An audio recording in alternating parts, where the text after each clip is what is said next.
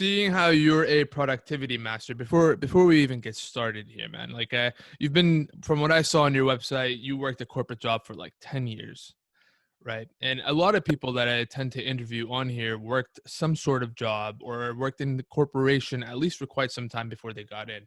What was your reason for leaving it all behind, for leaving something so well paid behind and just getting on your own journey?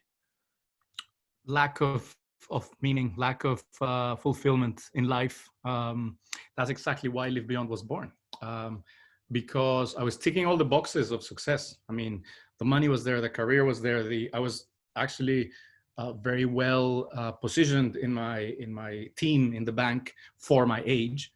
But well-being was down, relationships were down, Right. fulfillment was not there. I was working 12, 15 hours a day, and who cares how much money you make? Who cares how your apartment looks? Who cares about all these things if you're not enjoying your life experience? And that's why LiveBeyond was born. That's the mission behind LiveBeyond, is literally helping people maximize their life experience. And we can talk about productivity because I have a curveball on productivity. So yeah, we can always. We'll definitely get there. I wanted to know a little bit more here.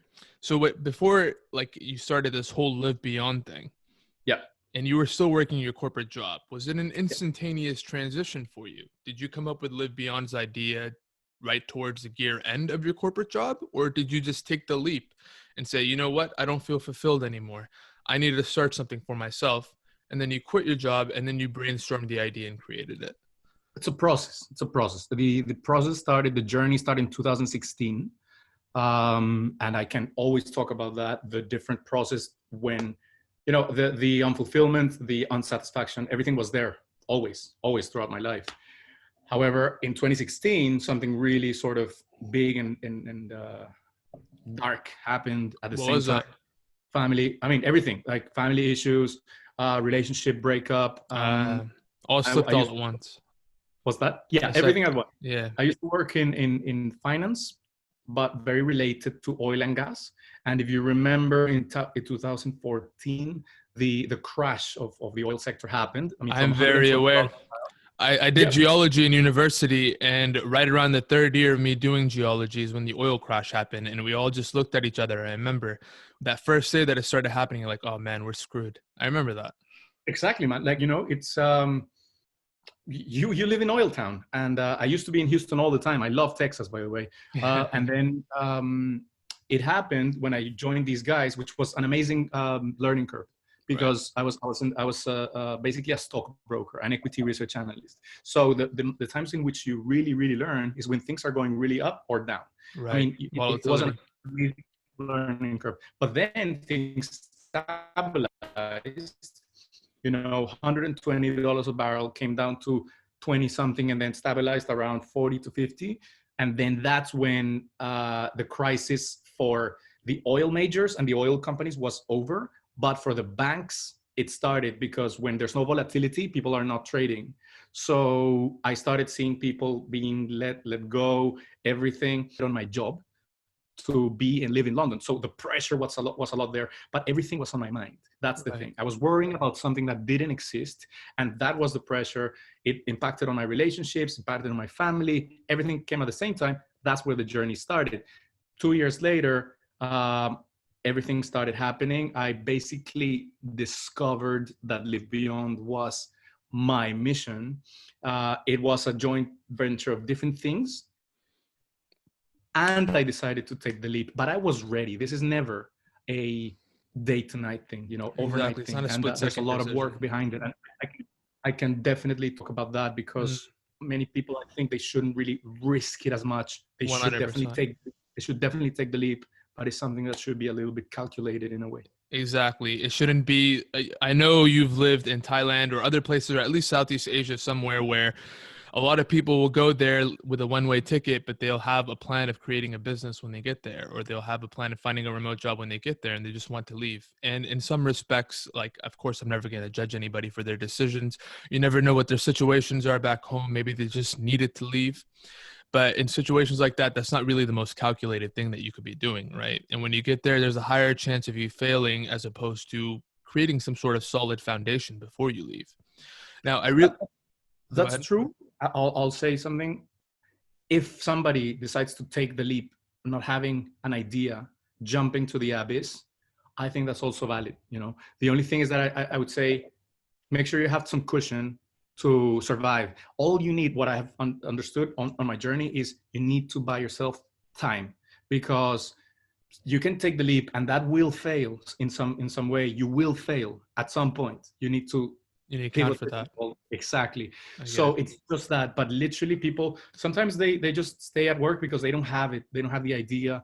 They don't have whatever solid thing that it is. No plan. I would say, don't worry about it. Just really calculate how much money you need to survive X amount of time and fucking go, because that's really what you need. You'll figure it out. That's the idea. Like, everybody's figuring it out. Anybody, you tell me I'm a productivity expert, I'll counter that. I'm a productivity expert in my definition of productivity, Right. and that is something that we can always talk about.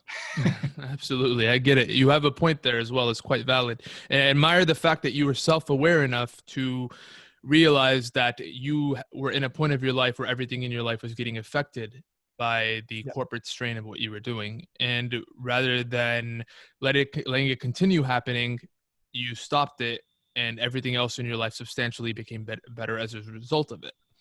Right. So, and a lot of people, whenever they leave their home or whenever they're going into the situation of, they might even be taking a leap of faith and going to start something absolutely new and different. You're right. They need that oxygen. They need cash as an oxygen cushion, basically, to keep them going, basically stall some time, create something. I mean, these days it's so ridiculously easy to even get a remote job right away when you get somewhere. There's websites like Rev or Teaching English Online, which you can get started in a matter of a week or two. So we have those resources now where even if you're somewhere across the world and you need to get started, you can find a job remotely while you maybe create a business or something, right? Yeah. So, man, whenever you want, I'll be super happy to share what I did, my journey. If you want to go deep, I'm super open. So how much time do you have in terms of that? Because I know you just landed in Vienna. You probably have a busy day planned out for yourself. So let's say I could have 45 to 50 minutes. Good. That's exactly about what I'm aiming for. Right. Yeah. Amazing. Sweet. Got 10 minutes, man. You never know, man. I've been interviewing people, and I'm the kind of person that can really talk forever. And then about 50 minutes later, they'd be like, "Oh yeah, I've got about 10 minutes left." I'm like, "All right, shit. Well, we got to wrap it up now, That's okay, man. No worries. So let's go down a little bit in your entrepreneurial journey here. You started with LiveBeyond, and it was this process. Tell me a few bumps you had along the road before you actually became what it turned into today. So when I started LiveBeyond, or the bumps before that? When you started LiveBeyond. All right. Okay. Yeah. So I guess the first one is, obviously, as an entrepreneur, what you're trying to reach as fast as possible is product market fit. I mean, that is I'd say the one goal that you need to accelerate as much as you can every single day. And to get there, you really need to have a system to try, measure, test, tweak, and go again. And this sort of cycle, because you need to know what people want. Sometimes what you want is not what people want. Sometimes, yes, you can build something that has always been lacking. Like, I know very successful entrepreneurs out there that have built something that they always needed, and it just happened that millions of people wanted it as well. So I guess that certainly happened with LiveBeyond. We started as, when I decided, so I used to be, let me just really rewind for a second. So LiveBeyond started as a way to use remote work and the flexibility and autonomy that should come with remote work. It's not what we're seeing right now during the pandemic, but it should, as a way to hopefully allow people to make better use of their time, so that they could spend better time in well-being and in self-development. So the LiveBeyond the method, which is what we teach at our LiveBeyond experiences, is based on productivity, well-being, and self-refinement, right? So based on those premises, everything was about well-being, because it's what really changed my life. When I found, or where mindfulness came at my life in 2016 and really opened my life and clarified many things. That self-awareness that you were talking about, it is literally a product of mindfulness. I mean, I was living in autopilot before, like I think many people are, unfortunately, because we are in the rush. Right. blinded by the idea of success, of chasing some happiness, or just avoiding something. So it was always well-being, well-being, well-being. So the idea or the concept was, okay, this will happen. This will happen. The world will go remote. It's going to be a hockey stick change. And the only reason it hasn't happened yet is because the older generations don't trust the younger generations, and they need to sort of, be there, surveillance, FaceTime, because in 2013, the telework movement and the remote movement failed massively. So Absolutely. because of that. Because when people were going out, they weren't really doing anything. It was their first time out. They expected it more of a holiday than actual work. Exactly. So the beauty, and I'm not saying there's anything sort of beautiful about the pandemic, but it's certainly a catastrophe, for the world. But the opportunity behind the pandemic is that people don't really have another option. They're locked at home, so they have to work.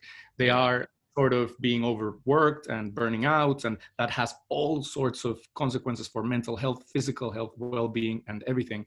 But back then in 2013 happened what I thought would happen, which is we don't have the habits to work. We don't have the self-management, because we live distracted. And this is a product of the world we live in. It's not anybody's particular fault, but it is their responsibility to acquire habits, to master their focus again, to bring back, the presence in life and really be effective at it.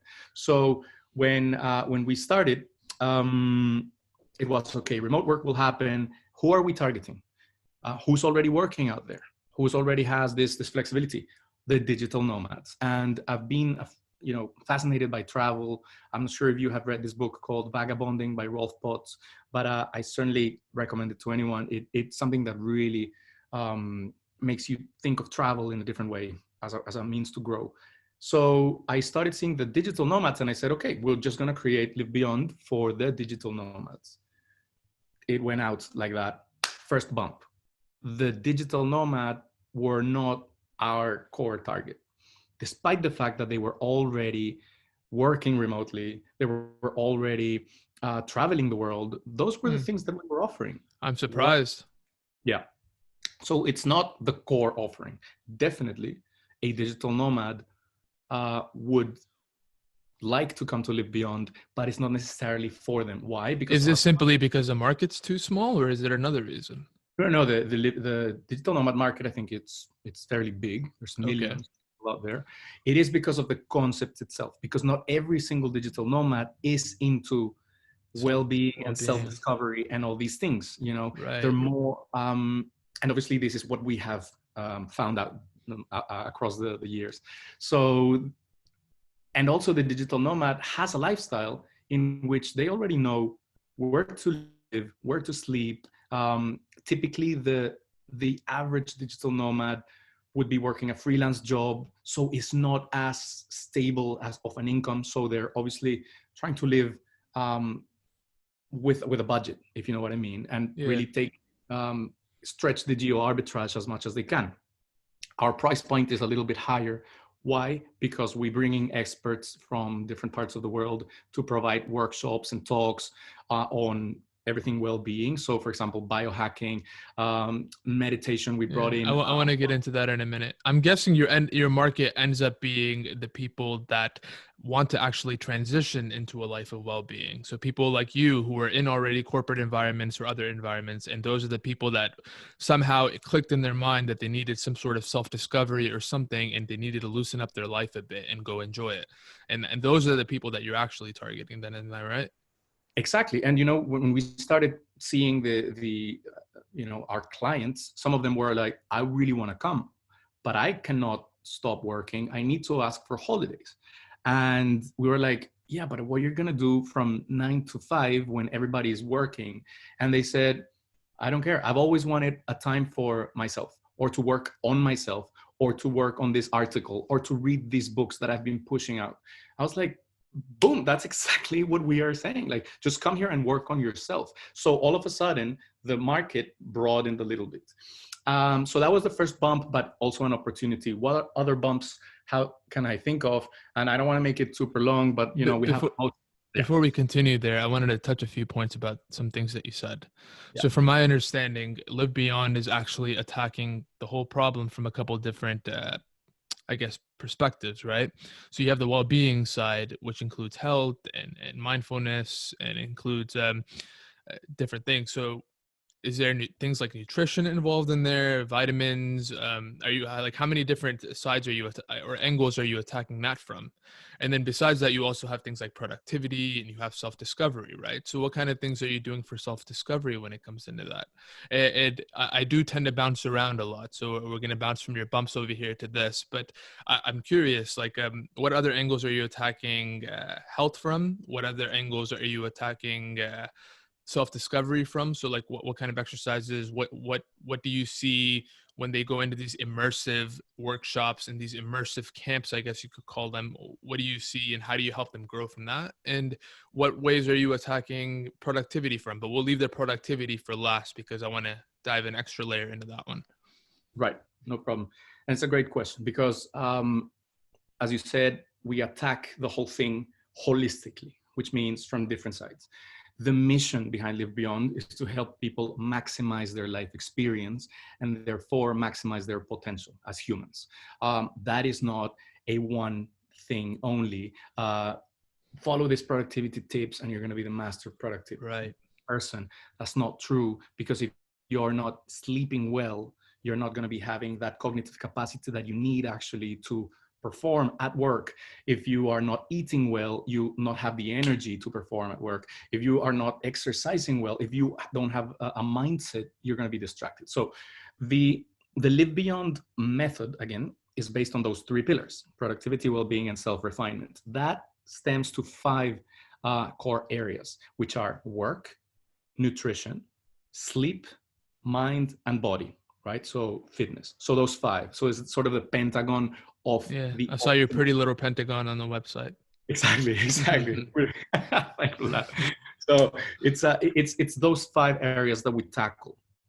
That stems to 10 different categories. And that's what we're now, during the pandemic, teaching people on the Live Beyond mentorships. So we would cover, to answer your question, on the well-being side, we will help people to optimize their sleep. So how to block blue light, how to understand their chronotype, how to really adjust their day to the circadian rhythm that would really maximize their performance given their chronotype.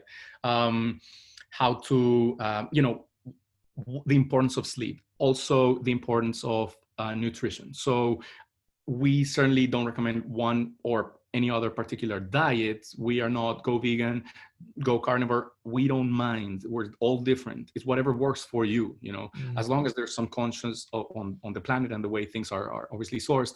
However, we talk about that. We talk about fasting. I never have breakfast. I can't remember even when I started, but I always intermittent fast. And it's something that really helps me. It doesn't work for everyone. So it's tackling that nutrition. In Live Beyond Italy, that's going to happen in September, we're going to have a primal coach. So she's going to be focusing on primal nutrition. So everything primal, sourced as the ancestral sort of diets used to be. Right. So that's the other one. Mindfulness is very important. And that comes into the well-being. So we promote mindfulness practices. Meditation can be the most, the one that comes to mind at first. Various kinds of meditation, powerful tool to practice mindfulness, but mindfulness goes with you outside of the couch, and the cushion. It really is something that you should really integrate into your life and stop as much as you can. That completely increases your neuroplasticity, changes your emotional intelligence, that completely opens your life. And then fitness, of course, because if you really are, if you keep your body in a good status, you are going to be performing better. So that's on the well-being side. On the self-refinement side, we talk upon things like emotional intelligence. For me, it's really, really, really key. Massive. Because I definitely, it was not very, very good. Intuitive.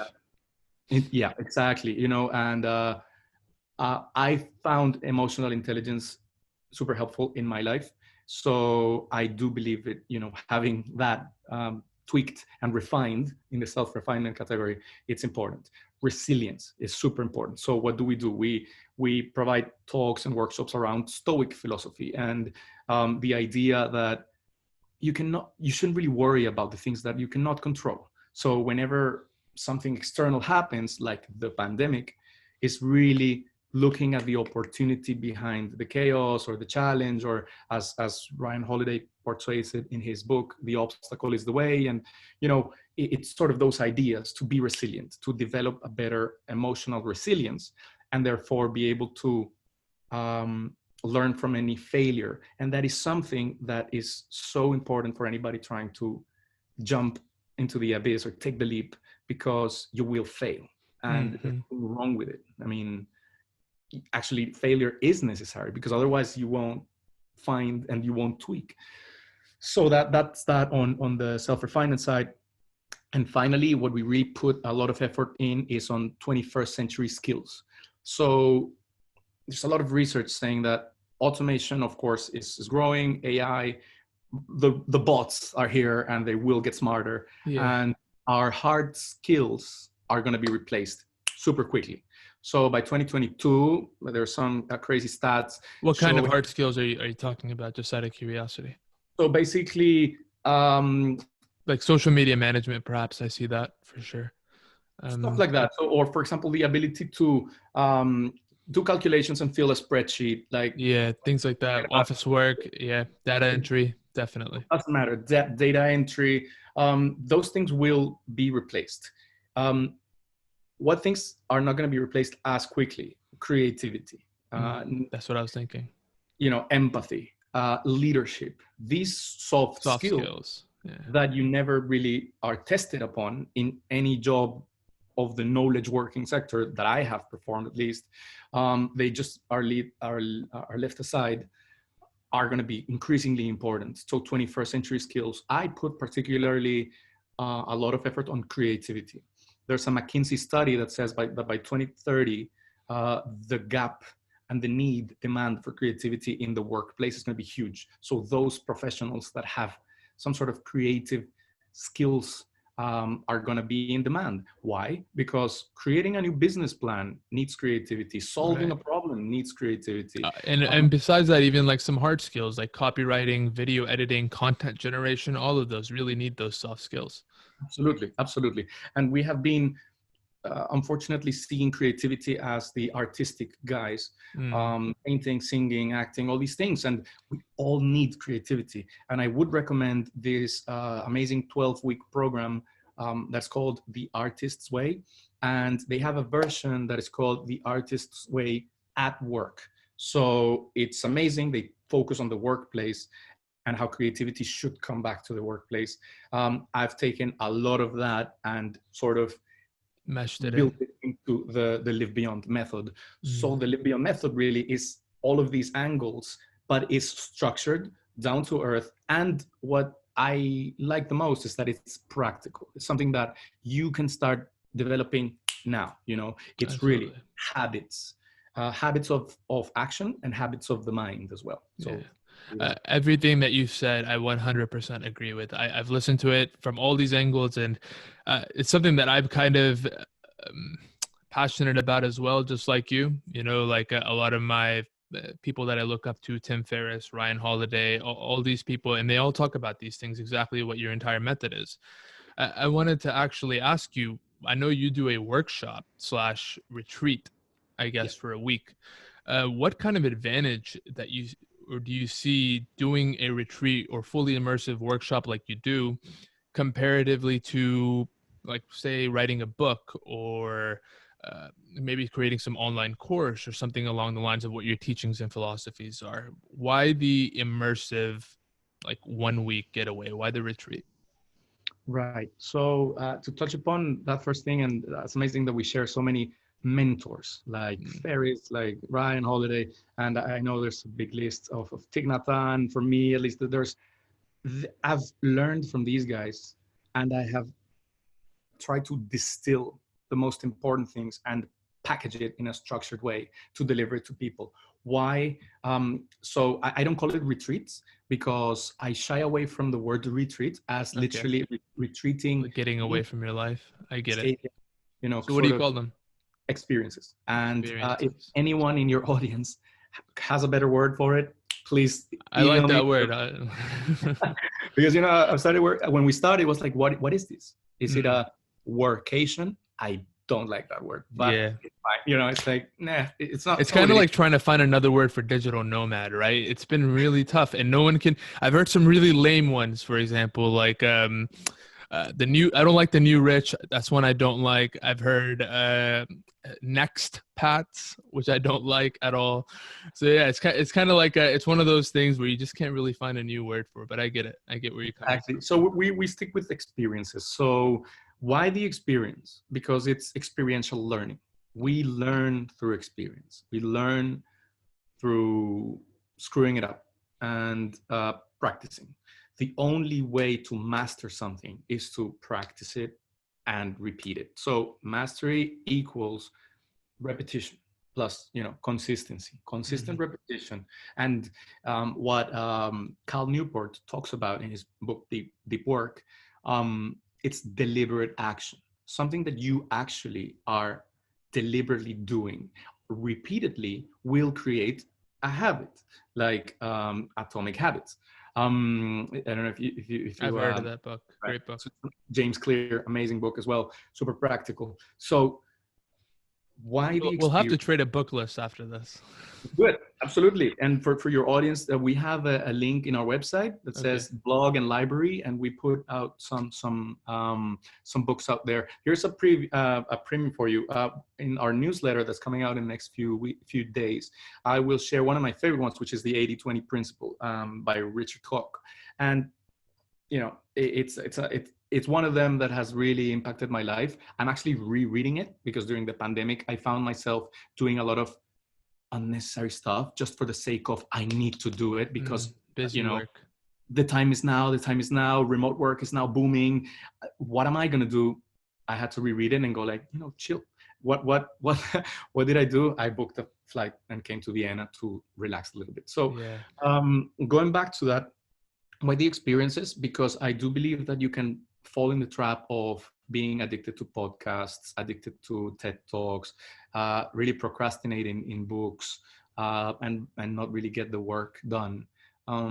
So we really facilitate that to people, and there's power in separating and changing your environment. From a behavioral science perspective, it's proven that if you change your environment, you're more prone to build new habits and let bad habits go. So that's one. And that's why we do it, and we do it around the world. We do it in nature because by science, attention restoration technique, art, has proven that nature boosts your cognitive capacity. So you're recharging, you're learning, Mm. and then you're surrounded by people that want to do the same. So if everyone is waking up at 6:30 to go meditate and then do some sort of fitness, well, you're part of it. So, Absolutely.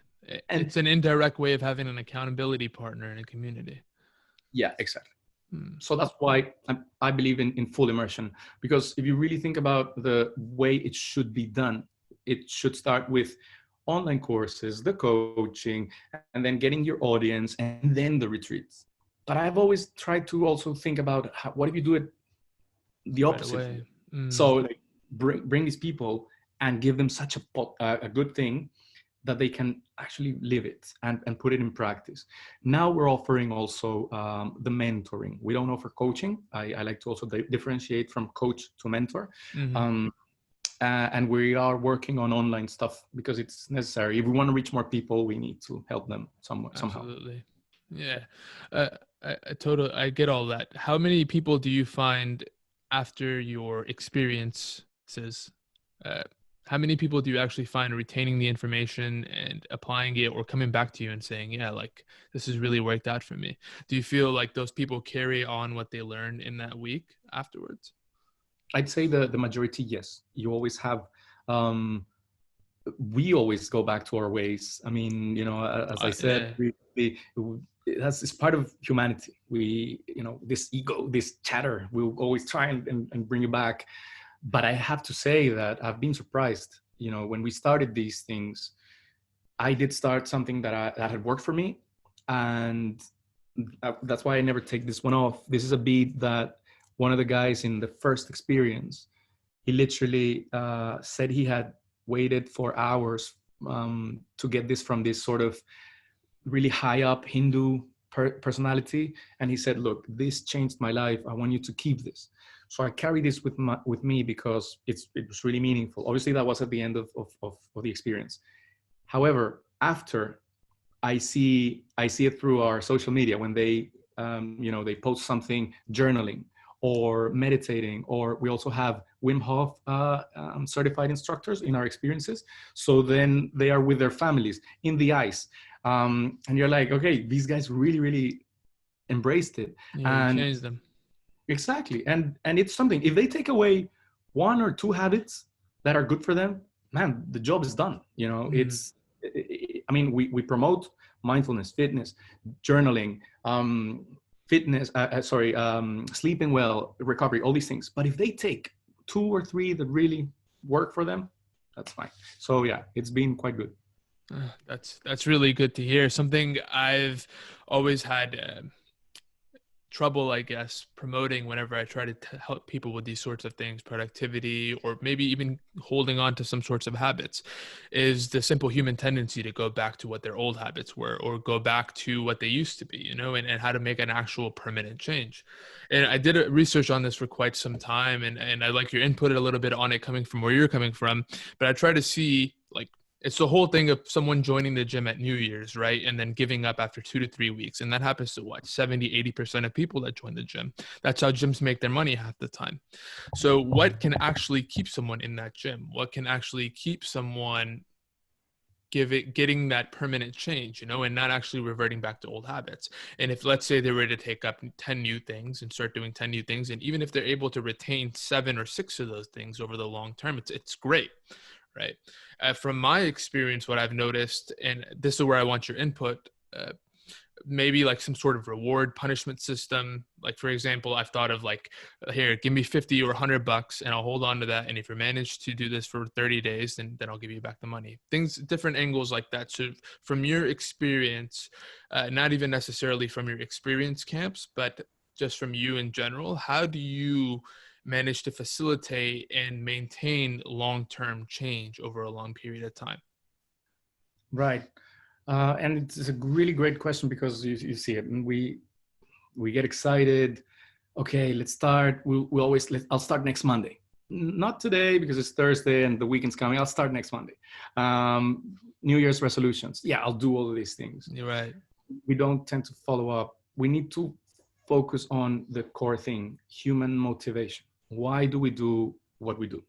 And there's different things. So to keep yourself motivated, research has shown that you need to be doing something that challenges you, not to the point that is so difficult that you quit or procrastinate and not do it, and also not too simple that you get bored and you just don't do it.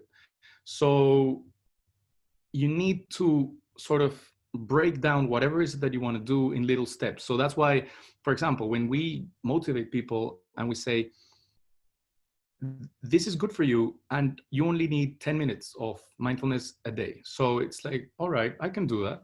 And then you give the leverage that they need to do it. So basically you explain why it works, but then in the experiences, they're actually feeling it and living it. So that's why that impacts on motivation.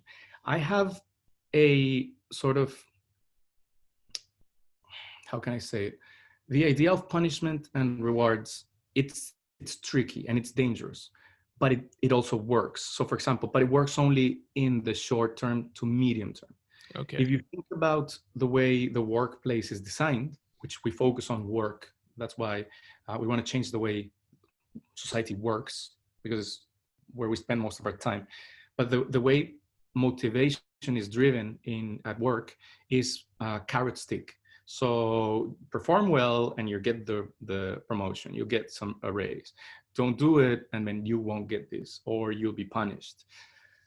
That's super dangerous for human motivation. In the short term, it could work, maybe to hit next quarter target. I could see. work. but in the long term, it kills motivation, creativity. And it doesn't really work. So I would never recommend carrot Reward stick, punishment. reward punishment, if then sort of motivations Right. to get something done. Okay. However, when we talk about the theory of flow states, of entering flow, which means being present without distractions, engaged with the task at hand, which has also proven to be something that impacts human fulfillment and meaning, which is crazy. It's really good. You see that a way to trigger the flow state is to create risk around whatever you're. Risk. Yeah, risks. So, Interesting.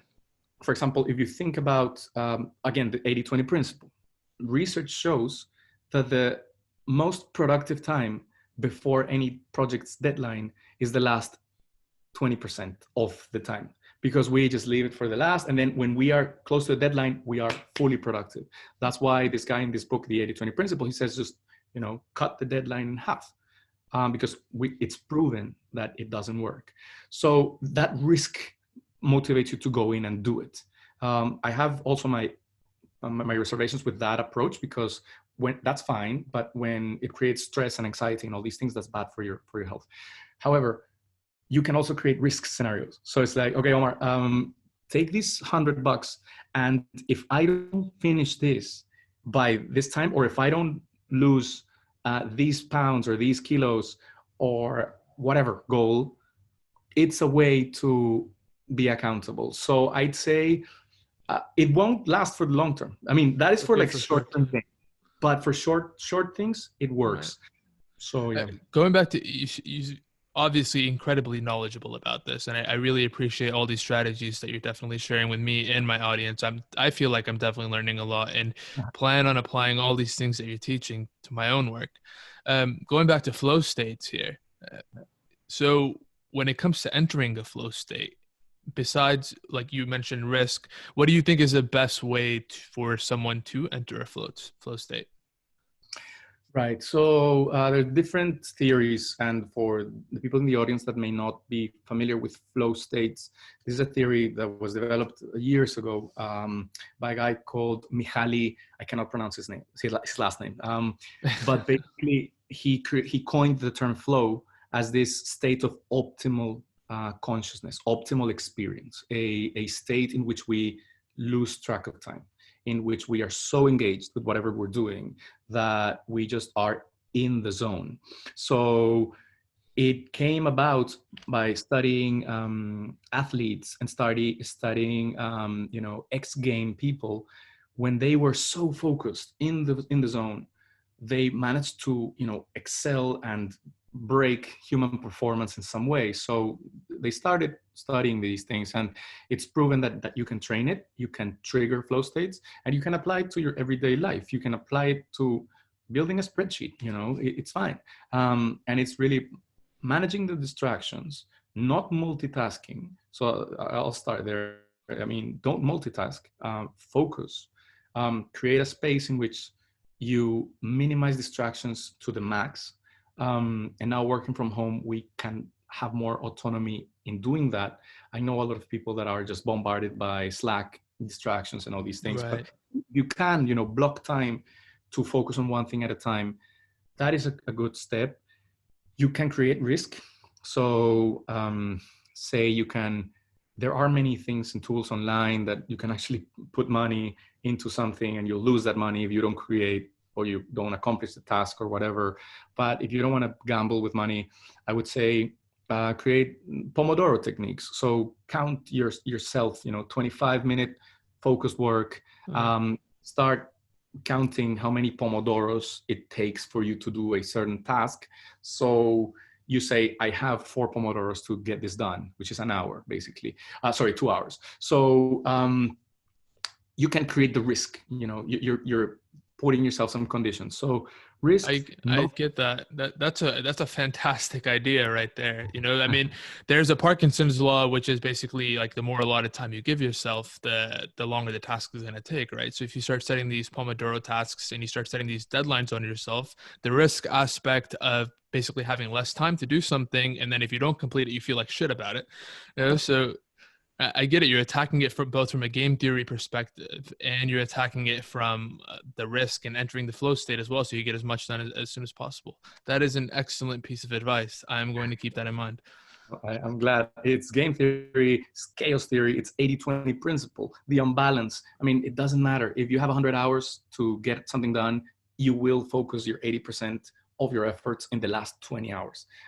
It's crazy. It works like that. It's not necessarily 80-20, but you get the idea. So cut it in half.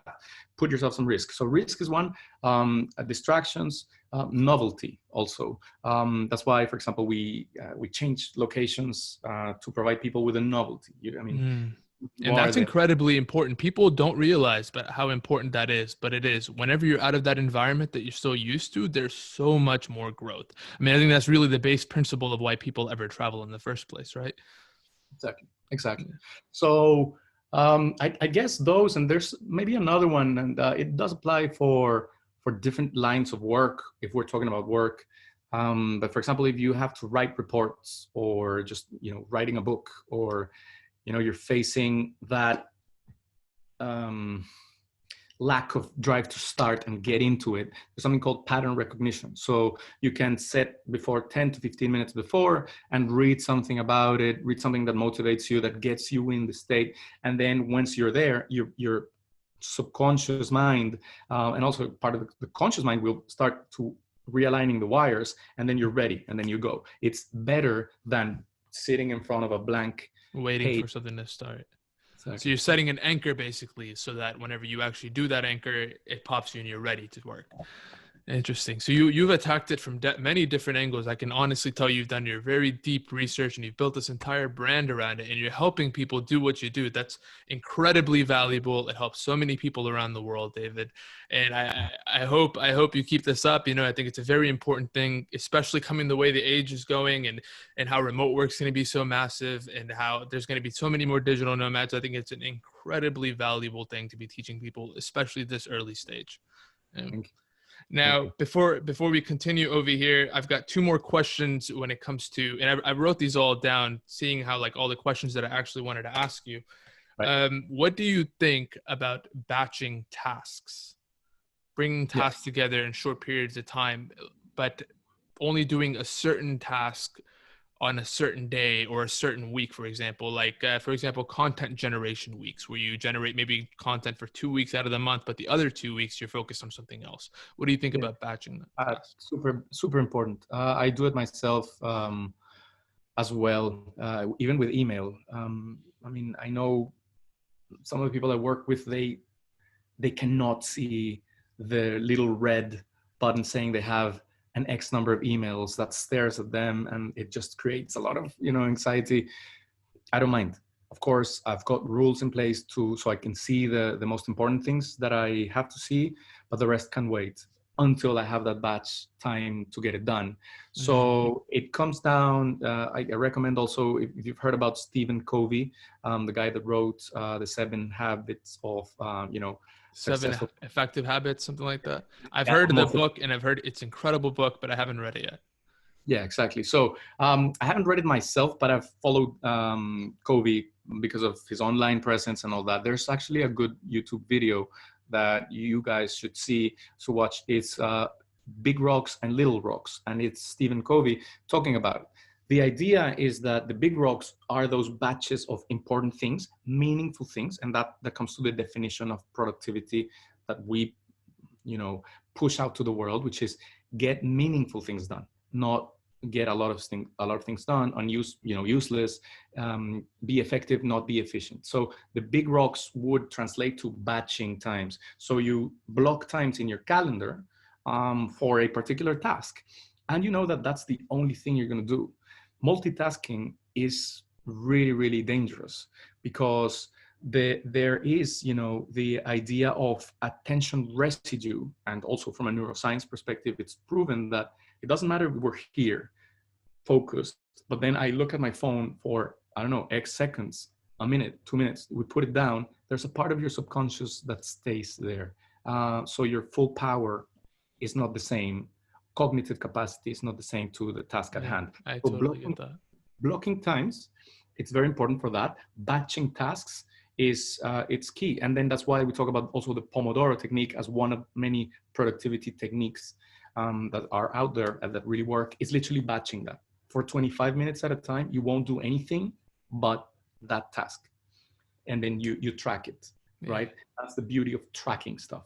Because you can do a lot of Pomodoros, but if you are not tracking, you cannot quantify it. So yeah, batching is something that we really recommend. Batch your things.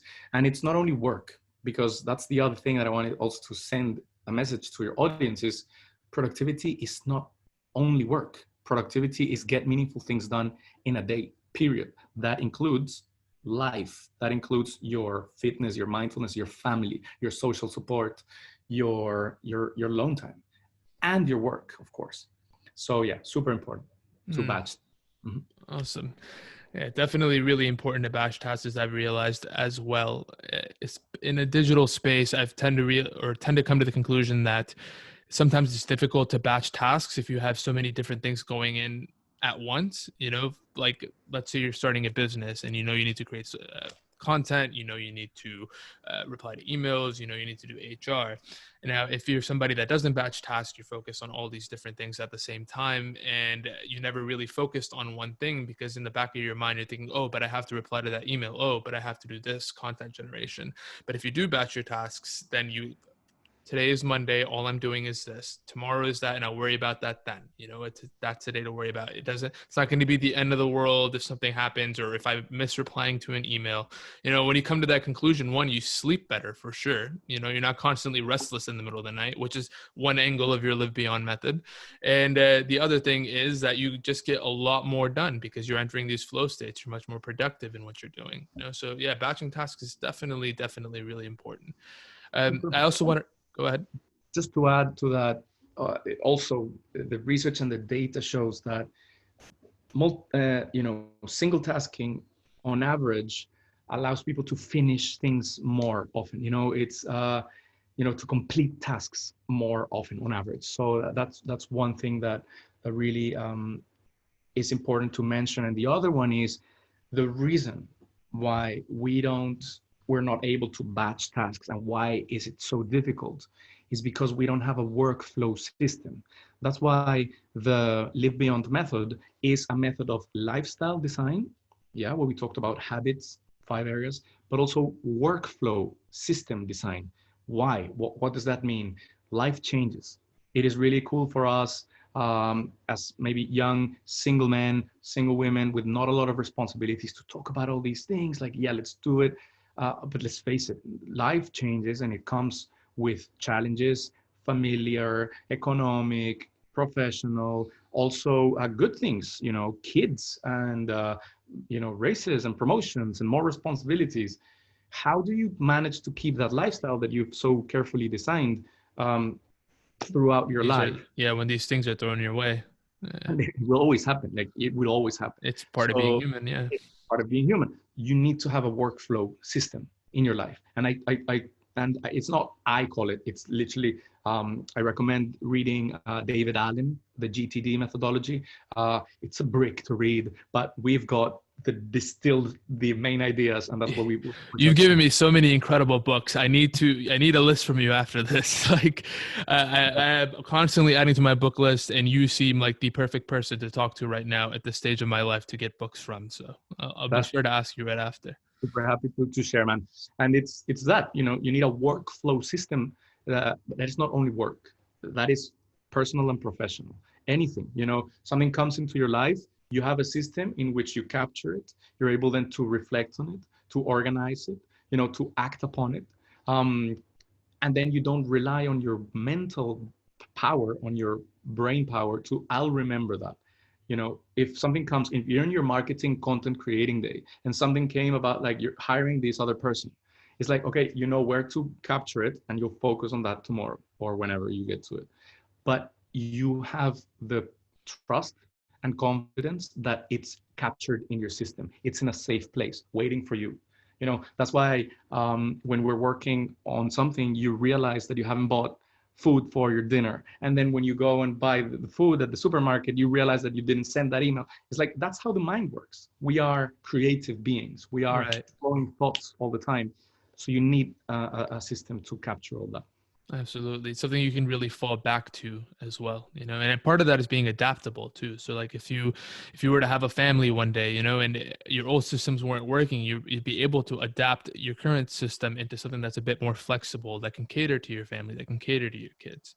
Right. So adaptability is definitely a massive skill to learn when it comes to productivity as well.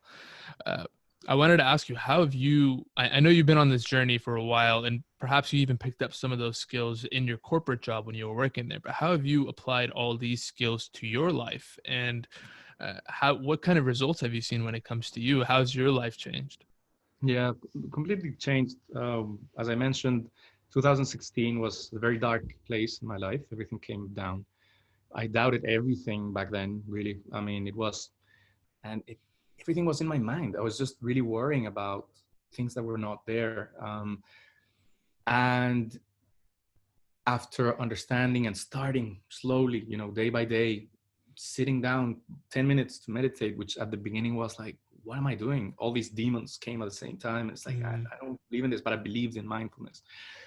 So it slowly, life starts opening. You start finding that clarity. I believe that we come to the world with the answers. We just, cover them with all the BS that our It's parents, a great our philosophy. friends, our grandparents, society puts on top of that. And it's not their fault. It happened exactly the same to them. We are just like, oh, don't do that. Yeah, do this. Like, why? I mean, let's figure it out. So I started sort of digging and finding clarity. So certainly my awareness boosted. I started to trust my gut more, my intuition, that voice that tells you go here, go there. Relationships, improved a lot. What else? I managed to leave the corporate life in a way. I was ready because at the end I wasn't afraid anymore of what if I fail. It's like, no, it's fine. You did it. So certainly all of these things have improved in my life. My well-being is much better right now. Of course, again, things happen. The pandemic came. It was a big swing to what we do because we talk about experiences, gathering people, I'm sure it would have immersive. been a little bit tougher after that. Yeah. Exactly. So there was a period of like, oh shit. But then having that space of time between the input and the reaction that mindfulness creates works wonders, because then you're like, okay, hold on, what am I going to do? So for example, pandemic started, everyone went online. Everyone was like, I need to do this, I need to do these lives. And I was like, oh my god, I need to do the same. And then it was like, well, wait a second, wait. Nothing's different, right? Because I mean, your entire job's online. Exactly. And Yeah. and the other thing is, do I need to focus my efforts, attention, and all these on creating lives? Not really. That's not for me. So what am I gonna? And then focus on the method, the program, the 5 areas, the 10 categories. And that was a good thing. So it allowed me to really focus on what mattered at the time. And yeah, the noise is there. I may be not growing, not having the online presence. But I thought that's not what I need to focus on right now, and that is that. And yeah, I guess I've learned to sleep better. I've understood the power of sleeping. My night routine before all of these things was non-existent. Now I get to have a better night routine. I need to improve. So You your know, entire quality of life is completely changed and for the better. And now you're sharing that with other people. And that's an amazing, beautiful thing to do. Right. Now you've got some upcoming retreats coming up, right, David? You have one from what I saw, I think in Italy. Is that right? yeah. So go So ahead. yeah, now go ahead and talk a little bit about your future plans here and where's this company going? Sure. So we haven't stopped, and we're actually taking a risk because it's risky. So I mean, people are still afraid of traveling. Certainly, their borders closed. We have a big audience in the U.S., and it's Yeah, tough to get out of the US at the moment. in or Quarantine, out. in or out. and there's sort of second wave spikes here and there. Plus, there's a recession, haunting. So there's a lot of challenges, but at the same time, we are pushing through with the experiences. So for this year, we have September 2020, Tuscany. It's going to be a week in Italy. It's beautiful, village there. Everything is set up. We're going to have an amazing lineup of experts. We got someone who was a Buddhist monk for 20 years. He's coming to teach fundamentals of Buddhist meditation. Sick. Tibetan calligraphy. We have the primal coach that I mentioned before. Also, we have an expert on emotional intelligence and mindfulness at the workplace. So she comes to provide that. It's a really beautiful experience. Then we have in the schedule Iceland for November. And then we have Bali for December, towards the end of the year. So those are the main experiences that we are pushing for 2020. 2021 hopefully has a different phase to this pandemic, and we're thinking about cool destinations, including Morocco, Latin America, but we have to wait. However, we've evolved during the pandemic, and now we're also serving people despite the fact that they cannot travel. So we have the mentorships. So it's a 3-level program, 16 weeks. Level 1, 6 weeks. Level 2 is 6 weeks. Level 3 is 4 weeks. And it's everything encompassing what we've spent a good time talking today. And I've really enjoyed this conversation, by the way. And on how they can start this process. So level 1 is master the basics, master one day at a time. Right. Build your habits, master it.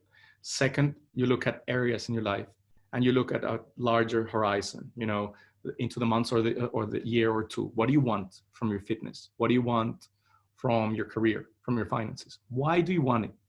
What do you want, and how are you going to get it? And then the third level is talking more about purpose in life and passion and the deeper things that we all have. As you know, level 1, 2, 3 coexist in our daily life. Yeah, like layers of an onion, however. Exactly. Because if you don't master one day, it's really tough to go deep and uncover that. Go to the next level, right? Exactly. Yeah. But we are in and out through all these 3. Absolutely. Where can people find you if they want to sign up for these upcoming experiences that you have? So on our website, which is livebeyond.global, we are at livebeyond.global on Instagram and Facebook. Also, we're on LinkedIn as LiveBeyond Limited. You can find us in all those. Register, say hello. The mentorship are there as well. People can register for the mentorship, and we will send them an assessment that it's a set of questions that would indicate in these 10 areas that we've mentioned, what are they doing well, what they should keep doing, and what they could work on a little bit. And we were super happy to help with that as well. So, yeah. And that way you cater to each individual as well. Exactly. It's a great way to attack it. Now, I want to close this podcast off with one final question here that I ask every digital nomad that I have come on my show, right? Yeah. And I think it's a very incredibly important question. And this is more for the audience members that really have never traveled or done any sort of digital nomad / remote work. It's to help them understand that once you get out of your bubble, life tends to change a bit. So from your perspective, I guess, how in the past, how many years have you been traveling? Oh, traveling for a while. I mean, yeah. I love travel. I did it even before the sort of location independence world, but location independent for, let's say, 2 to 3 years now. Okay, so let's say in the past 3 years where you've been location independent, how has your perspective of life and people changed since that moment before you were location independent up till now? It just opens your mind. Being able to slow travel without the pressure of rushing through your holidays, your vacations. And then the worry of going back to that life that you may like, but then you have to go back. The advantage or the beauty of slow travel is that you can actually immerse in cultures. You can explore a little bit more. You can understand how they think. We're all so different as humans. And it's beautiful to understand how others live, how others behave, why they do what they do, what motivates them. And that's beautiful because it just, you know, brings down so many walls and Right. beliefs and preconceptions, and it just makes you more empathic. I mean, it's something that we need more, because even with the pandemic, something that, you know, it's attacking humanity as a unit. I mean, and then yeah, at the beginning we are like, we're all in this together, we're all in this together. Time passes, and yeah, we're all in this together. But then time passes, and it's like, oh, but hold on, my country is going to have the vaccine, Shows true and colors, right? exactly. But you know, I believe the true colors is the oneness of That humanity. everyone's like this anyways, even though we're all really competitive and stuff, and we're going for our country this or our country that, or the Black Lives Matter movement, this or that. I mean, we all have those similar characteristics, those similar what makes us human, really. Yeah, and what makes us beings in this planet, and with animals and plants, and we can like talk a whole other hour of these things, and the oneness of us in this planet. And that, I believe, that's the nature. However, again, all these beliefs, all these societal constructs, human constructs, at the end, we created this. And that's another book that maybe you've heard of, Sapiens, by Sapiens, very, very famous book. I've heard of it. amazing, by Yuval Noah Harari. He just deconstructs this beautifully, because we created this. Every single thing, like why 9 to 5, why Monday to Friday. We created most of the things that we are experiencing. So yeah, I guess traveling and seeing the world allows you to go like, oh yeah, but you know, that's another human. Even they live in a different world, different society, different whatever. We're all part of the same. So that's for Yeah. me. Exactly. We all feel the same things inside. That's something I definitely heavily preach as well. Well, thank you so much for coming on today, David. That was an absolutely incredible and incredibly valuable conversation. I'm glad. I'm glad. You know, I really hope it was interesting. It you know, practical, something that you can take, something useful for you and your audience. I'd be super happy to share more. Now we're in touch. So for everyone there,